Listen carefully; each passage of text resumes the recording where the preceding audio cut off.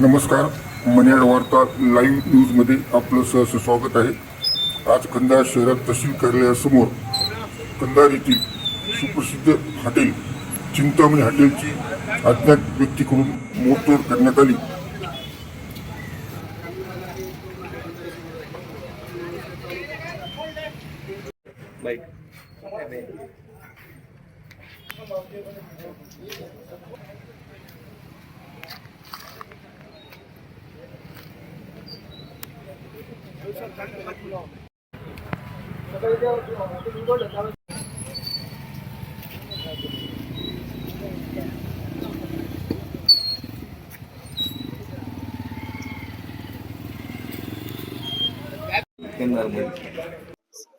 सकाळी आले साहेब आम्ही बघितलं दुकान तर तोडफोड दिसलं.